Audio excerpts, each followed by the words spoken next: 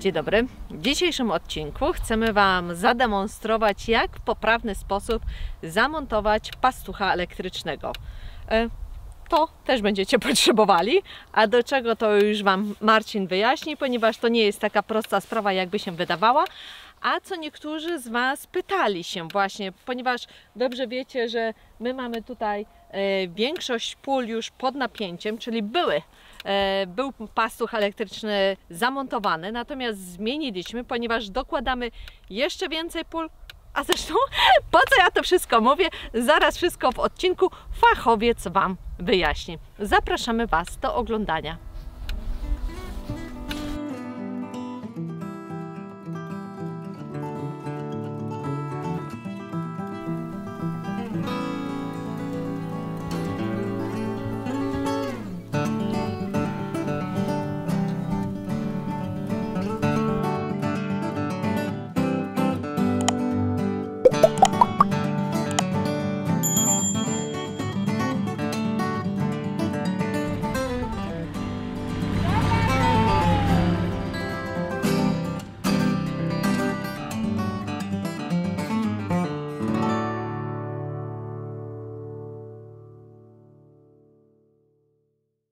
Będziemy stawiać nowy elektryzator.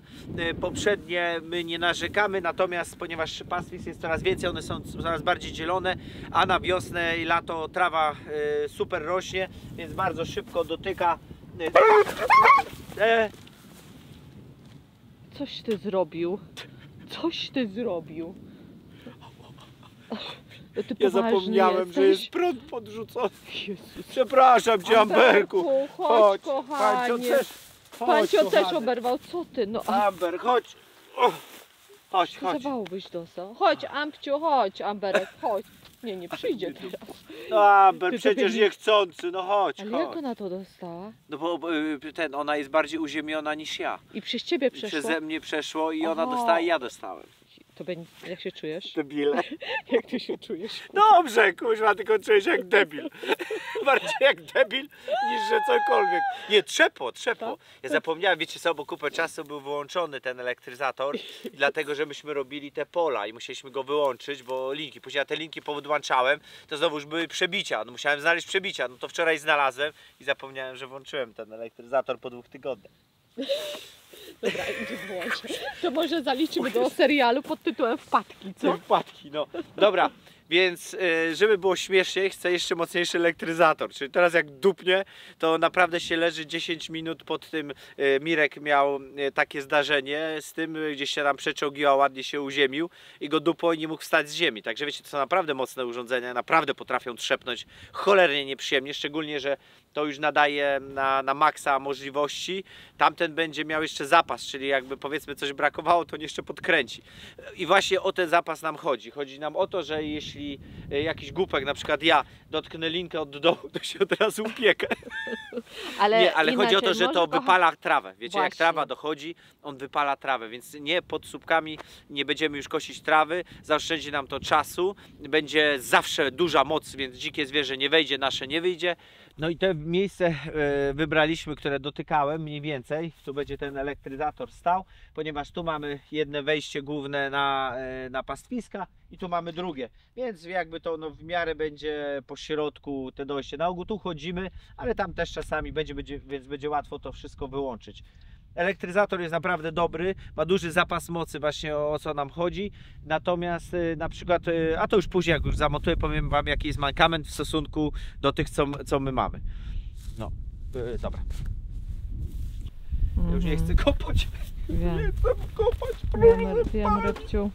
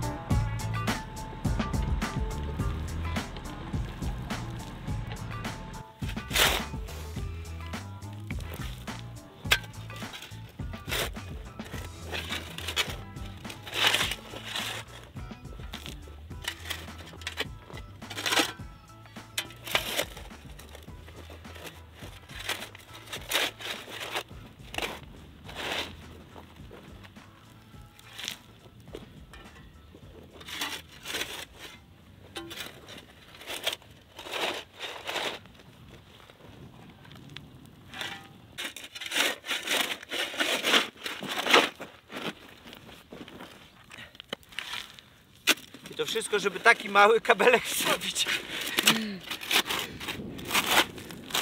Myśmy tu robili przepusty, wiecie, to nie to, że Marcin nie przewidział, że będzie chodziło w tą nad tą, ale czego nie przewidział, że te przepusty się pozałamują, bo to po prostu myślałem o rurie drenażowej głupek, a tu powinienem pewnie taki kabel do wody wystawić 32, on jest gruby i wiecie, i bym wtedy przepychał, ale wtedy nie byłem taki mądry. No to teraz właśnie, także pamiętajcie, jak robicie drogi, warto pomyśleć, ja bym nawet co 15-20 metrów robił rurę poprzeczną, którą ewentualnie będziecie mogli coś przepchać. Ja dałem w rurę drenażową, bo chciałem po prostu, żeby woda stąd drenowana była na tamtą stronę, a przy okazji, że przerzucę kabel. Ale no mówię, to się połamało, ja nawet nie wiem, gdzie one teraz są, więc taka robota bez sensu.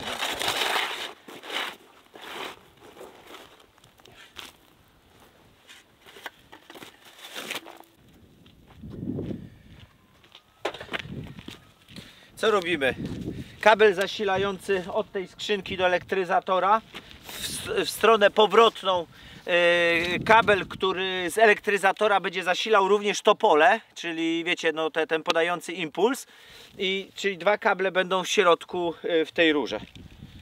Dziękuję, proszę, do widzenia. Dziękuję. Proszę bardzo. Dziękuję bardzo.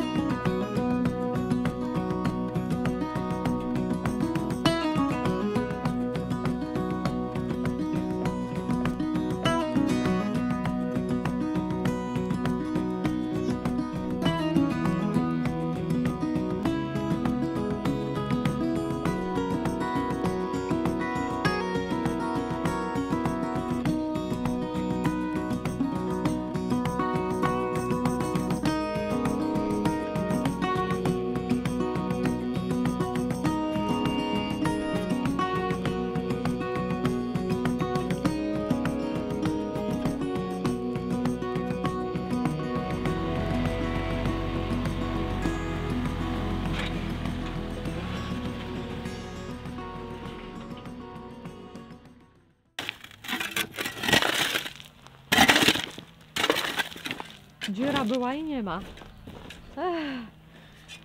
To nie pokazaliśmy, jak zasypywaliśmy, co? Pokazywaliśmy trochę tym traktorem, a resztę trzeba było ręcznie. No, później to jakoś rozgrabimy w traktorem w tą i we w tą. To dobrze by było, żeby wiecie, to się najpierw ubiło, bo ten nadmiar, co widzicie, to jest dokładnie z tej dziury.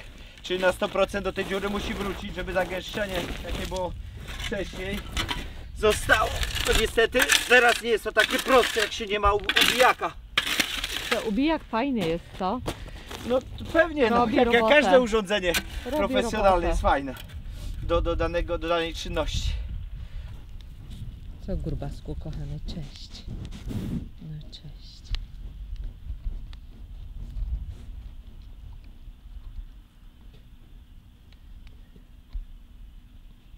Tutaj będzie ten elektryzator.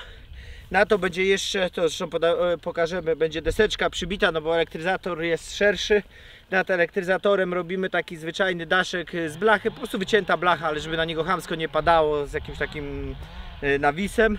No i co? I stąd pójdzie ten jeden właśnie niebieski sznureczek, linka, co to była jeszcze tu. Jedna pójdzie tam, czyli dwie będą linki w jednym miejscu. Kabel pod spodem będzie gniazdko wodoszczelne, takie, że będziemy mogli wyłączyć ten elektryzator, bo on właśnie nie ma tej funkcji, co mają tamte, że tamte można po prostu pokrętłem wyłączyć. Ten niestety na sztywno z gniazdka tylko można wyłączyć. No i do niego różnica między tamtym, co mamy, a tym, że do tamtego wystarczą 2 uziemienia, na ogół po metrze wbijane w ziemię.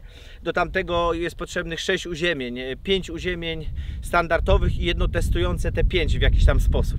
Także no, widzicie, jaka jest jego moc i jak potrzebuje być mocno w ziemię wbity, żeby ten nadmiar prądu jakiś tam, żeby te zwarcie robić.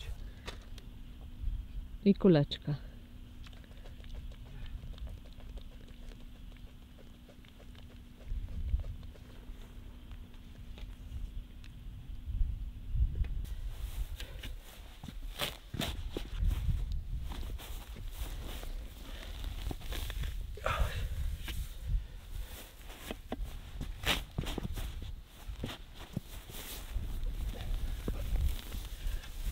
No i to są właśnie te bolce, które wbijamy w glebę. One mają metr i one uziemiają tę całą instalację. To będzie bolec testowy, bo to tego typu, co my teraz będziemy mieli elektryzatory, one są bardzo mocno już profesjonalne i one się same testują, co się dzieje. I czyli jeden uziom musi być z daleka od... To jest testowy, czyli testowy musi być w innym kierunku jakby założony niż te stery uziemienia. 5 słupków takich uziemieniowych.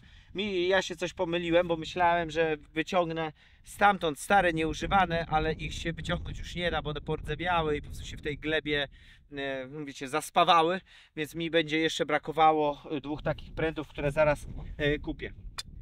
To jest właśnie test. Tylko.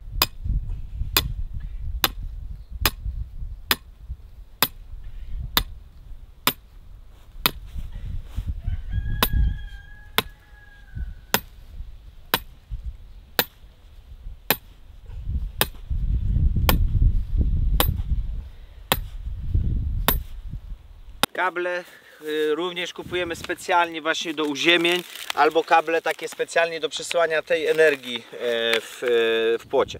Także to nie jest zwyczajny kabelek. Nie wiem, ja się nie znam. One są specjalnie robione po to, one mają bardzo grubą taką izolację. Może, wiecie, może zwyczajny miedziany, nie wiem, jakaś 2,5 torówka czy coś też da radę. Ja już się tak nie znam. Ja robię tak, jak zalecają.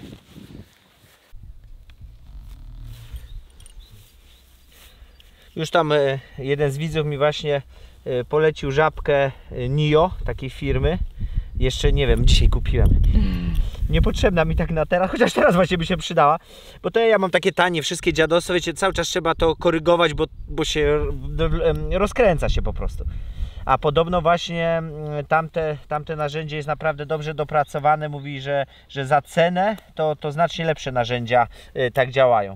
A mi zawsze było na żabkę szkoda wydać 250 zł, no bo ja nie hydraulik, tak za często też nie używałem. Mówię, a to wiecie, będę się tym męczył, ale jak jest coś za 1/3 ceny, równie dobre, to z chęcią. Dobra. No dobra, tak. I teraz trzeba, teraz Klaudia... w zbliżeniu pokażę. Widzicie, to jest podłączone. Tutaj na takiej śrubie, tak? To jest śruba była od razu z tym? Tak, z tym bolcem. No. Z bolcem, znaczy jest, tak. Dobrze, i to jest pierwsze uziemienie. Tak, ale to jest akurat testowe i teraz będziemy robić te prawidłowe uziemienie. Ono będzie się właśnie z 5 składało różnych... Wcale nie idzie. Nie idzie? Nie, ale to nie ma iść głęboko.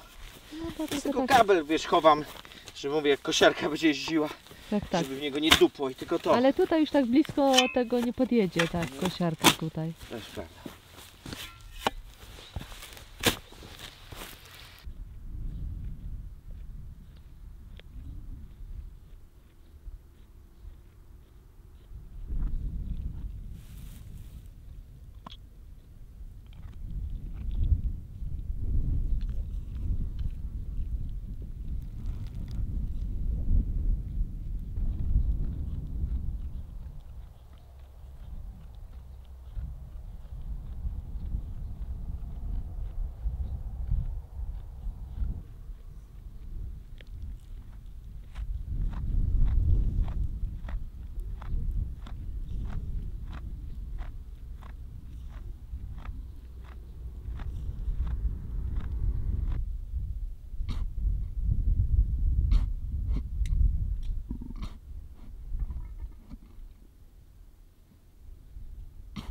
Capie ciężko.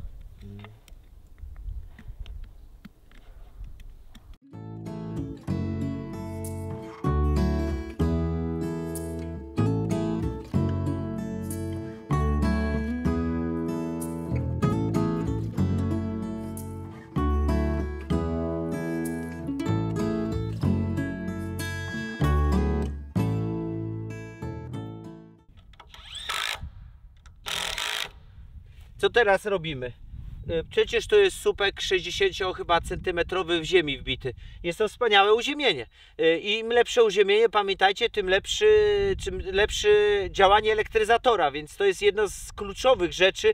Nie chodzi o to, żeby elektryzator był mega drogi, super zarypisty, bo jak zrobicie mu złe uziemienie, to będzie działał jak ostatni dziad. Więc musicie zwrócić uwagę na uziemienie. To jest bardzo ważna w nim rzecz. To każdy wam powie. W większości przypadków ludzie piszą, bo to jest naprawdę częsty problem, albo nie działa, albo coś. No właśnie, albo podłączenie złe, albo złe uziemienie. I chodzi też o to, że jak macie piaski, to musi być to w miejscach, gdzie teoretycznie jest większa wilgoć, bo jak coś jest, gleba jest sucha na 2 metry, to uziemienie i tak nic nie działa. Także to takie rzeczy zwracajcie uwagę. Ja na przykład będę codziennie ścigał pod każdy ten słup, nie? No dobrze. Jedź dalej lepiej. Dobrze.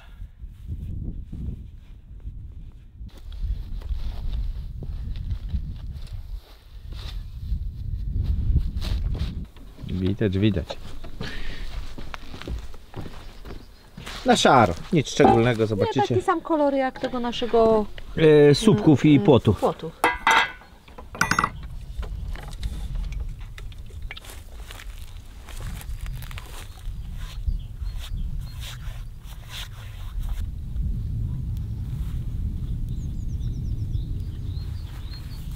Widzicie, coś tam cyka? No coś cyka, no gdzieś przebicie musi być delikatne. No i ten słupek drugi raz pierdykniemy. Do niego właśnie ta deska będzie przykręcona. Do deski będzie przykręcone gniazdko specjalne wodoodporne i z gniazdka kabelek do elektryzatora. No i te wszystkie kable, co tu widzicie, bo tu widzicie jeden, ale tu jest jeszcze kabel, tutaj jest jeszcze kabel, czyli 4 kable będą do elektryzatora szły i one nam zapewnią prąd wszędzie, gdzie sobie zażyczymy. Nawet zastanawialiśmy się z Klaudią przez moment, czy do kur jakby nie podłączyć tego samego, tam wiecie, za pszczołami przejść z kablem w ziemi, ale stwierdziliśmy, znaczy ten elektryzator by spokojnie sobie dał radę, natomiast stwierdziliśmy, że będzie bardzo ciężko go wyłączyć u kur, jak będziemy potrzebować, no będę musiał tu iść, żeby wyłączyć u kur tam, więc zostaje tak jak jest. Wiadomo, chodzi nam, żeby wyglądało ładnie, ale tak naprawdę no, najważniejsza jest dla nas ta ochrona przed warunkami, żeby te dechy jak najdłużej wytrwały, żeby nie trzeba było tego wszystkiego wymieniać. Dobra. No i już. Na póki się upie.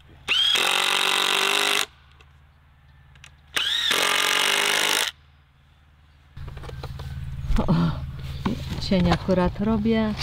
O, śrubkę Marcin wsadził jako klin. No trochę dziadostwo, później może to poprawię, a może nie poprawię. Coś na razie. Dobra, i teraz tak, tu będzie ta puszka, tylko aha, no bo trzeba by było, wiesz, odmierzyć gdzie będzie, bo mniej więcej ten elektryzator będzie tu, dotąd. Bo gdzieś tu powinna być ta puszka, co nie? Znaczy, może w ten sposób potem jest ta puszka. No i tak powoli montujemy to wszystko. Widzicie, na pewno to by można było 100 razy prostszym sposobem wszystko zrobić, ale jak się zrobi ładnie, to i wygląda, i oko cieszy, i służy. Także troszkę więcej czasu, troszkę więcej pieniędzy, a macie taki efekt bardziej, że tak powiem, ja wiem. No tak estetycznie to estetycznie wygląda. może. Oczywiście tą śrubkę wymienimy, my się tak śmiejemy. To tylko takie teraz w tym momencie, żeby tą rurę i no, żeby słupek stał prosto. Żeby się nie dyngał. No. Coś tam żołące. Na razie o tym nie myślę, bo to jest jakby najmniejszy problem. Dobra, mam tu rozwiertak. Gdzie to jest tak, to jest gniazdko wodoodporne z IP66. To jest bardzo wysokie, czyli na rozbryzgi praktycznie, ja nie wiem, czy w to nawet woda nie mogłaby psikać, wiecie, bezpośrednio z jakiegoś urządzenia, nie wiem, i nie przepuściłoby wodę. No to podstawa, jak chcecie mieć gniazdko na zewnątrz, no to musi być wodoodporne. Chyba nie muszę nikomu mówić.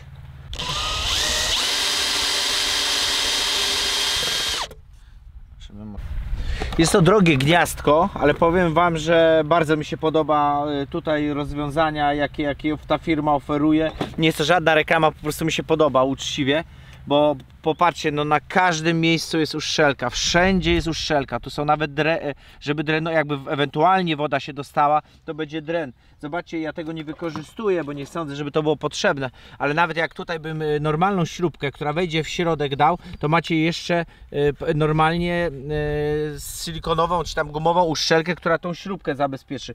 Kurczę, nie widziałem takich rozwiązań, naprawdę tak na zasadzie na bogato. No, na bogato. Dlatego podejrzewam, ma taki wysoki ten współczynnik wodoodporności. Trochę się namęczyliśmy, żeby je spasować. Tak, spasować. Mało miejsca było z tyłu, kable sztywne, po prostu trzeba było tylko ładnie ułożyć kable i kliknęło, ale jakby tak, to była jedyna rzecz, która nie poszła tak, wiecie, gładko. Dlaczego to urządzenie? Dlatego, że pokazuje, jakie jest napięcie, czyli jeśli te napięcie czy te joule będzie malało, to znaczy, że vegetation, czyli roślinność jest duża. Widzicie, tu mamy bardzo nisko, on ma potężny ma zapas mocy. Dobra, specjalista od 7 boleści. Bardzo ważna rzecz. Na początku, jeśli potrzebujecie gdziekolwiek jakikolwiek elektryzator zamontować, znajdźcie miejsce, którym chodzicie i jest wygodne dla Was do wyłączania i włączania. Najwygodniejsze zawsze takie miejsca są przed wejściem na siedzibę, kur czy owiec czy kurz czy cokolwiek tam sobie macie. Natomiast tak, one są bardziej problematyczne, bo musi być wszystko wodoszczelne, jakieś daszki. Jak wiecie, w kurniku my mamy, jedno mamy w kurniku po prostu schowane, no i słońce, nic się nie dzieje, nie parcieje.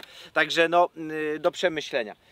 Wejścia również muszą być dosyć wygodne i zaizolowane, czyli specjalne takie sprężynki, właśnie jak my mamy te wszystkie wejścia sprężynkowe, bo je się łatwo odpina, łatwo zapina, no i Was nie kopnie. Musicie być izolowani. To jest wszystko pod napięciem i to naprawdę potrafi strzelić mocno. Także wielka uwaga. Druga sprawa, którą potrzebujecie, to prąd w danym miejscu, także już warte to wszystko przemyślenia. My kopaliśmy, my specjalnie mieliśmy tą skrzyneczkę, bo ona była pod to, że mieliśmy tam ten dom budować i jakby, ponieważ nie wiedziałem, w którą stronę pójdziemy, zrobiłem o jedną więcej, ale musicie taki prąd sobie podciągnąć, on musi być normalnie za bezpiecznikiem, tak jak normalne gniazdko. Następnie musicie pociągnąć prąd pod to urządzenie, to podłączyć do prądu i do niego potrzebujecie, do tego rodzaju potrzebujecie uziemienie i potrzebujecie uziemienie testowe, które jest daleko od tego uziemienia takiego zwyczajnego, oraz potrzebujecie kabelek, który podłączy Wam to urządzenie właśnie z płotem. Jakimkolwiek by on nie był. My wszystko montujemy na śruby siodełkowe, to się nazywa, Klaudia? Tak. Śrubę siodełkową. Dlaczego? Chodzi o to, żeby nie było iskrzenia. To jest bardzo ważne na taką śrubę. Musi to być mocno zaciśnięte, żeby nie iskrzyło, bo moc tych urządzeń potrafi przepalić taką linkę po pewnym czasie. Wiecie, iskrzy, przepala, aż w końcu trafia to wszystko. Dobra, teraz ogrodzenie dla owiec i dla kóz. Różnią się tym, że dla owiec, dla kóz powinny być wyższe. My mamy tą małą rasę kóz, więc karpackie są całkiem fajne, bo dużo nam osób mówiło, że tam 1,40 m powinno się kończyć, wiecie, że one są skoczne. No nasze aż takie nie są skoczne i dzięki Bogu nam wystarcza to, co mamy. Najlepiej, naszym zdaniem, i my wszystkie już pastwiska robimy w ten sposób, bo wydaliśmy bardzo dużo pieniędzy na linki. Linki używać w innych miejscach, gdzie jest ta mniejsza szansa, że ta koza dotknie. Natomiast druty są najlepsze. Drut ma największą przewodność, utrzyma się Wam najdłużej, plecionka w końcu sparcieje.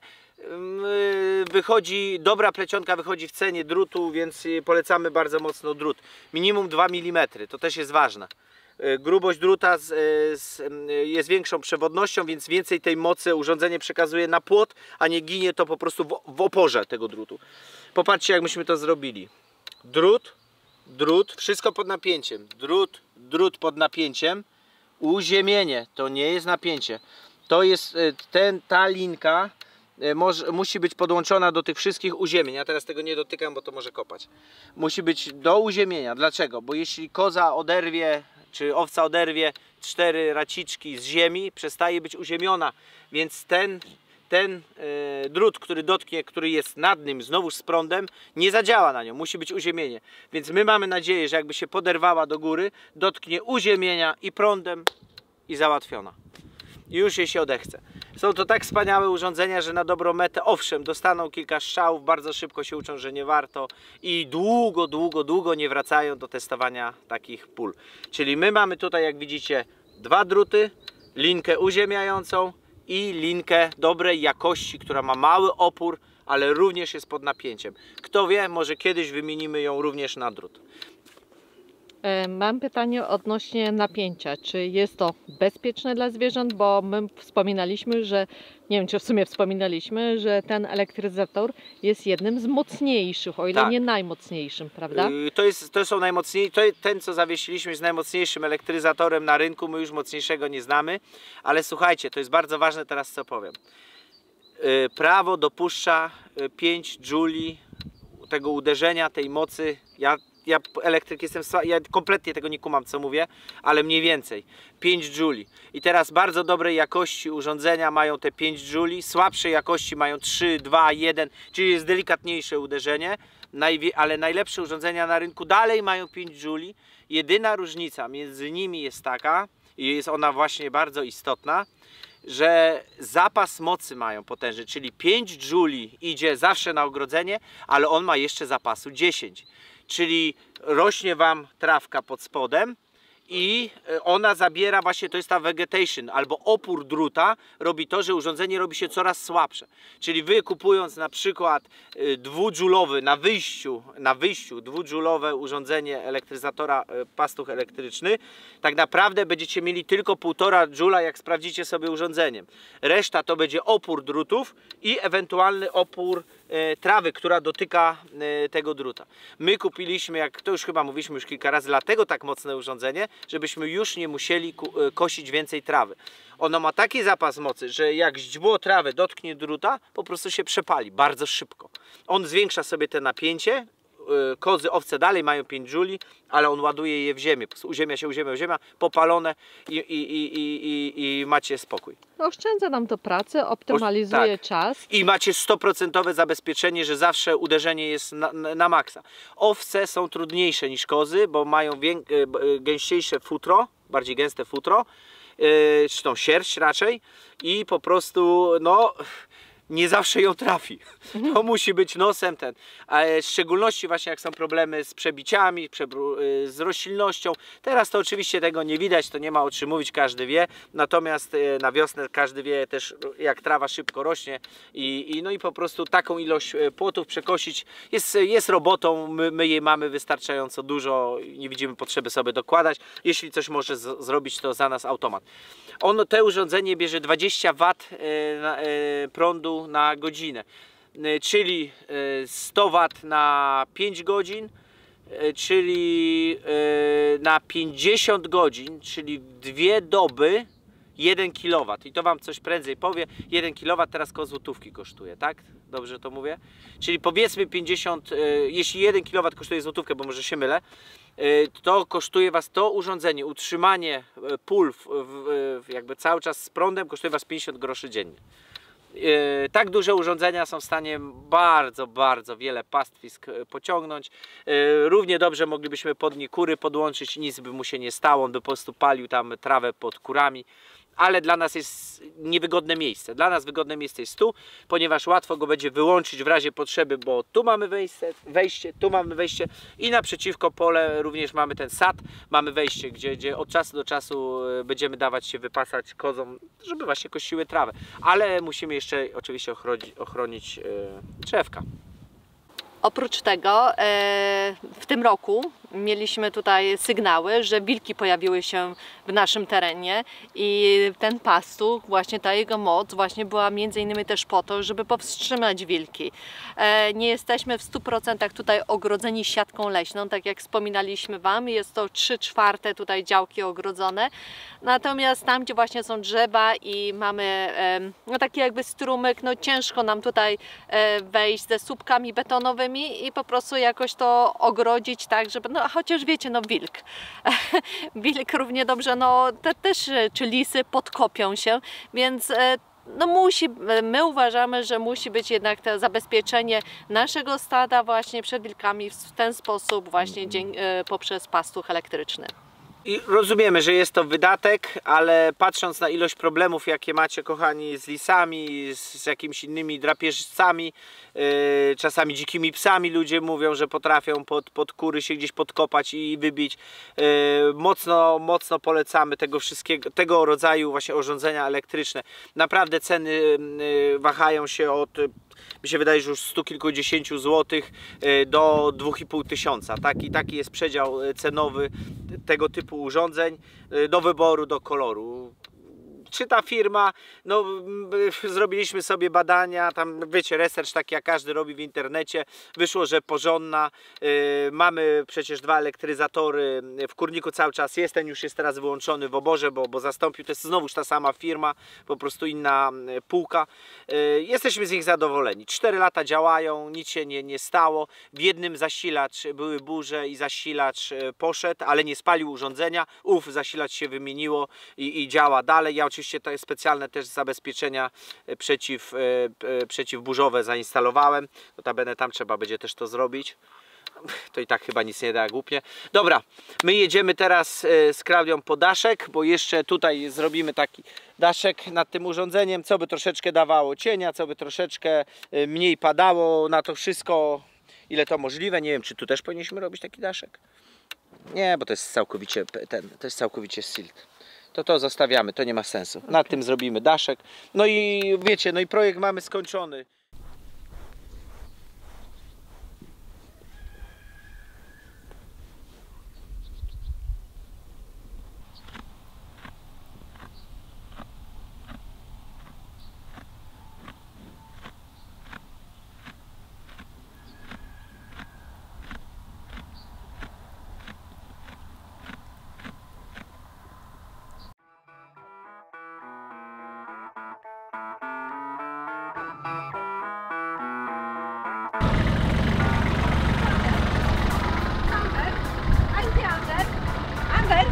To są właśnie autonomiczne traktory japońskie, które już nie potrzebują kierowcy.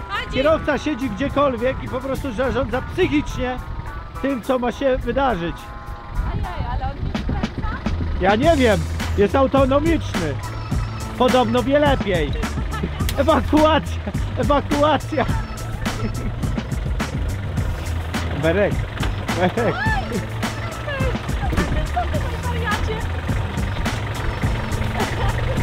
Wariatu. Nasza traktorzystka kochana. To jest bachana nasza.